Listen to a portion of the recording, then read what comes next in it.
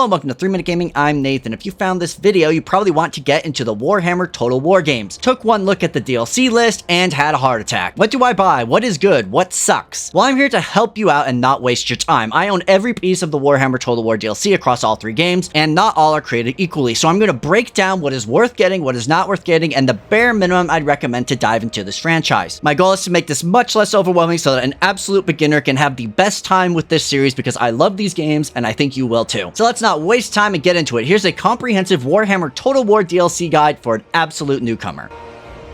So what you really need to know is that Warhammer Total War 3 recently released a mode called Immortal Empires, which basically incorporates all of the DLC from all of the previous games into one giant map and is by far and away the best way to play these games even for someone starting off. Now, in order to play this mode, you will need both a copy of Warhammer Total War 1 and 2 as well as Warhammer 3. These will come with the various races that were in the base game, which are as follows. For Warhammer Total War 1, you will get the Vampire Counts, the Orcs, the Empire, and the Dwarves. They are all very solid. And for Warhammer Total War 2, you'll get the High Elves, Dark Elves, Skaven, my favorite, and the Lizardmen. Of all the DLC I'm going to recommend today, I would say getting these 2 is necessary to really enjoy the franchise, but I would also say get them on sale. For whatever reason, Sega decided to amp up the price of these games to a level that is not worth it. You can usually find them on key sites or on sale for under $20 a piece, and it's worth pointing out to play Immortal Empires and Total War Warhammer 3, you do not need to have installed the other 2 games, they just need to be in your Steam library. And lastly, it's also worth mentioning that Total War Warhammer 2 at the time of writing is still a fantastic game with its Immortal Empires map, which is just a smaller version of 3. So if you don't want to go all in on 3, you could definitely still just buy 1 and 2 on sale and play Mortal Empires in 2 and see if you like it before jumping over to 3. And should you do that, you'll have the 2 games for 3 later on. So good choice all around. The biggest batches of DLC they sell are entire race packs, which gives you a whole new empire to play as with a bunch of lords included. They released a bunch of them for both 1 and 2 and 1 for 3 more I'm sure coming, and I'm going to cover all of them very quickly. It's worth noting that they will still appear on the map if you don't own them, you just can't play as them. That's the only real difference. Again, so none of them are really mandatory unless you want to play as that race. And additionally, some Warhammer 2 DLC will give you access to 1 lord from a race without needing the entire race. I will get to that later if you just want to kind of sample a race before actually buying the whole pack. In Warhammer Total 1, the first one is Britonia, and this one's easy because it is free. It's chivalric knights that will go on a Grail quest and live next to the Empire. There's no reason not to get this if you already have Warhammer 1. It is a freebie. First DLC race ever was the Chaos Warriors, and it was a pre-order bonus, and at the time they were pretty bad. They were a horde race, which meant that they didn't really capture cities, they built on their armies, and in Warhammer 1 and 2 they're pretty poor. In Warhammer 3, however, they have now included them in the Warriors of Chaos group, which they also released a similar batch for Warhammer 3 exclusively, and as such they are much more fun. They focus a lot on getting specific units and then upgrading those units through warbands, which is fairly unique and makes them finally fun.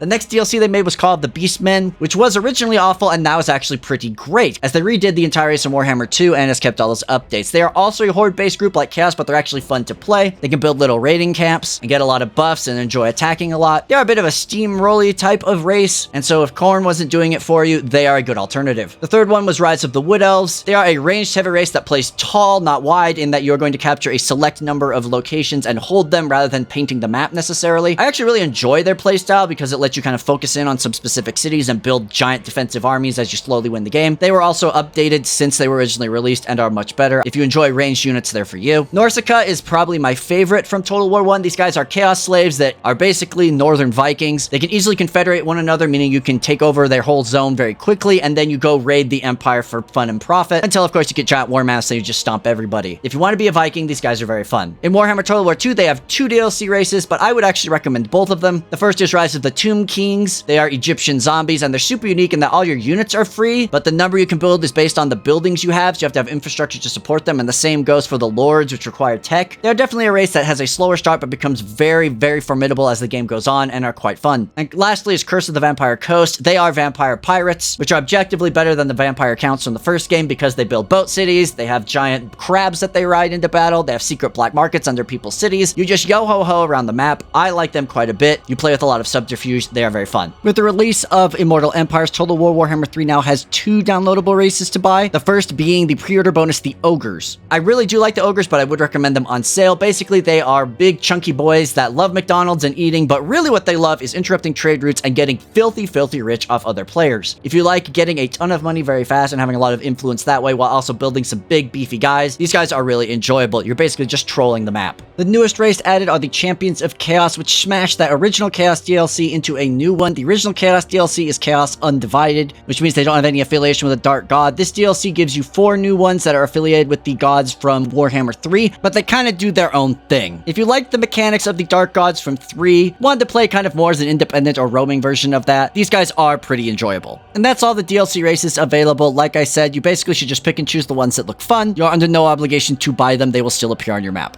So it's worth pointing out there is a ton of free DLC to this game. Some of them add heroes, some of them add legendary lords. You should definitely get all of it if you buy 1 and 2. Steam can be a little funky in how you add it, but you should definitely go get them. They also usually have free heroes and such on the Total War website, which requires you go through their launcher and then make an account and then add it that way. You can't get it through Steam. Those are worth getting too, but again, it's not the end of the world if you don't have them. But now let's talk about the Blood DLC. The game is released as a T rating, but there's a patch that adds blood, gore, other cool animations, and some random events, but they charge for it, which is obnoxious. First off, if you buy the cheaper version Warhammer 1 or 2, you get it for the other games. Secondly, you can usually get it on a key site for around $1. And third, I do actually think it is worth getting, even though it is a scummy business practice, because this is Warhammer and the blood and gore is necessary, adds a ton of unique animations. It makes just the battles way more kinetic and fun. What's the point of having catapults if they don't turn Skaven into paste? But it is ultimately up to you. And the last big type of DLC they have is Lord DLC, which almost all of those DLCs are identical in kind of their structure. They add 2 new lords for 2 different races, a handful of new units for those races, and some new renowned units. I'm gonna save you a bunch of time and say there's only one that I'd say is a must-have, and that is the Prophet and the Warlock from Total War 2. This is because it adds Clan Skyr, which is, in my opinion, the funnest rat faction because they have a secret laboratory, as well as they get rat nukes, which you want the rat nukes. Additionally, it adds units that should have been in the base game for Skaven, specifically rattling guns, which makes Skaven considerably more fun to play and adds that strong ranged option. I highly, highly recommend getting that DLC if you want to play as rats. For the rest, I'm not going to go over each one individually. I'll explain why in a second, but I will point out some standouts that are interesting. The first is the Silence and the Fury, which adds a Beastman Lord. If you do not want to buy the whole Beastman DLC, that'll give you a little taste of it. The Twilight and the Twisted does the same thing for the Wood Elves. You get a Wood Elves Lord that you can try out if you don't want their whole DLC. And lastly, I really like the Hunter and the Beast because it adds a unique way to play Empire in that you start in the Lizard Man and kind of play as a colonialist thing where you have a limited number of units. I just thought it was worth mentioning because I think that is a particularly fun campaign. For the rest of them, it really depends on if you like that particular race and want another Lord and some units. I do not think, aside from rattling guns, the game gates you from any, quote, necessary units in the DLC. They are just there to enhance your experience if you like a particular race. I'd also suggest waiting for a sale for pretty much any of them because usually they go for 50% or more, which $5 a pop is much more palatable than 10. And that's pretty much the overview of all the DLC. Here is the core thing to take away from this. You don't actually need all of this DLC to enjoy the game. If you want the absolute best experience at the cheapest cost, get Warhammer 1, 2, and 3 and play Immortal Empires in 3. That is currently the best way to play the game. And then decide from there which races you like and then buy them. This is not like a Paradox game like, say, Solaris, where if you don't buy the DLC, you feel left behind. All the different races and lords or whatever are still on the map, you just cannot play as them. And the thing is, if you really don't want to buy the DLC, you can just buy Total War 3 or try it out, it's still on Game Pass, and see if you like it. Yes, the base campaigns are not as good as Immortal Empires or Mortal Empires, but they are still a fun way to get to know the game, and again, if you have Xbox Game Pass, you should just try it all on that first. My overall point though is that these are some of the best strategy games that you can buy, and the fact that it gives you so many choices on how to play is, in my opinion, the best part. Regardless of what you choose, I highly suggest going out there and learning it and giving it a shot, and I hope this video has helped you not be so scared by the absolutely insane amount of DLC that this game has, and also helped you make a decision on which pieces you want to buy and which you maybe can wait till later. And that's all I have for you today. Thank you so much for watching. I hope this guide has been very helpful. I wish I had a guide like this when I was buying the DLC. I just literally went and bought all of it because I didn't know what was good and what was bad. And some of the Warhammer 1 DLC, like the Lords, just sucks. But regardless, I suggest checking this game out, and I hope you enjoy it.